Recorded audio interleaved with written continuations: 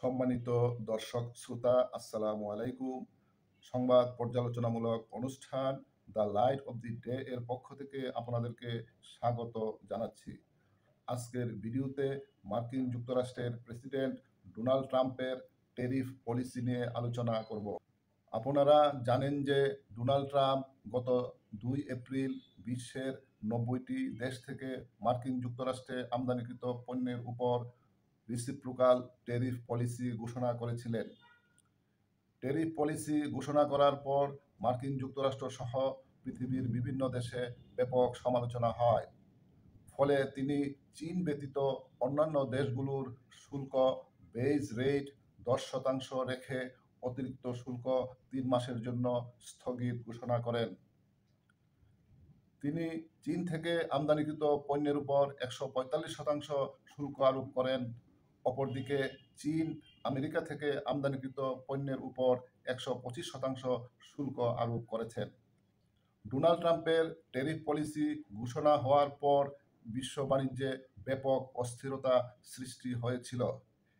একদিনেই আমেরিকার শেয়ার বাজারে শেয়ারের মূল্য পতন হয়েছিল 1500 পয়েন্ট, যার আর্থিক মূল্য 6.6 ট্রিলিয়ন মার্কিন ডলার। ট্যারিফ পলিসি স্থগিত করার পর বাণিজ্য পরিস্থিতি কিছুটা স্বাভাবিক রয়েছে।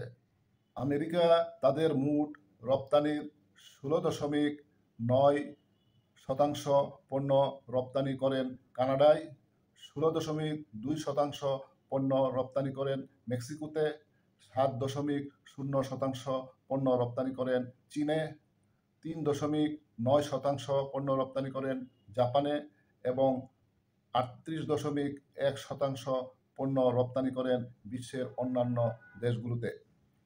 অপরদিকে আমেরিকা তার মোট আমদানি পণ্যের প্রায় 18.5% পণ্য আমদানি করেন ইউরোপিয়ান ইউনিয়নের দেশগুলো থেকে, 13.4% পণ্য আমদানি করেন চায়না থেকে, 12.6% পণ্য আমদানি করেন কানাডা থেকে, 4.5% পণ্য আমদানি করেন জাপান থেকে এবং 35.5% পণ্য আমদানি করেন বিশ্বের অন্যান্য দেশগুলো থেকে। আমেরিকা প্রতি বছর সারা বিশ্বে যে পরিমাণ পণ্য রপ্তানি করেন তার চেয়ে প্রায় $1 ট্রিলিয়ন মূল্যের পণ্য বেশি আমদানি করেন। ফলে পৃথিবীর বিভিন্ন দেশের সাথে আমেরিকার বাণিজ্য ঘাটতি রয়েছে। এই বাণিজ্য ঘাটতি কমানোর জন্য ডোনাল্ড ট্রাম্প নতুন ট্যারিফ পলিসি ঘোষণা করেছিলেন।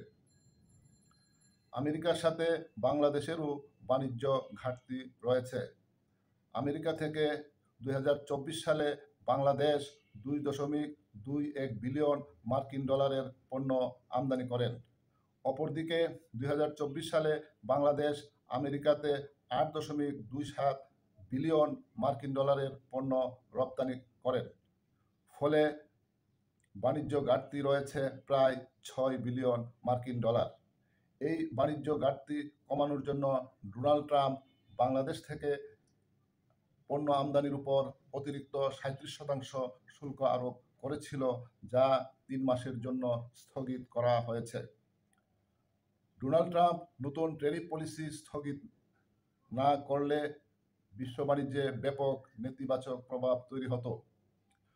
মুদ্রাস্ফীতি বৃদ্ধি পেত, পণ্যের কনজামশন কমে যেত, অর্থনৈতিক প্রবৃদ্ধি কমে যেত, কর্মসংস্থান কমে যেত এবং বেকার সমস্যা বৃদ্ধি পেত। তাছাড়া পৃথিবীর বিভিন্ন দেশের সাথে আস্থার সংকট তৈরি হতো।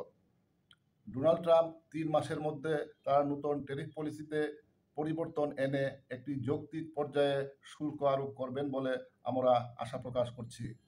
আজ এ পর্যন্তই। দেখা হবে পরবর্তী কোনো এক ভিডিওতে। সেই পর্যন্ত আপনারা সবাই সুস্থ থাকুন ও নিরাপদে থাকুন। সবাইকে ধন্যবাদ।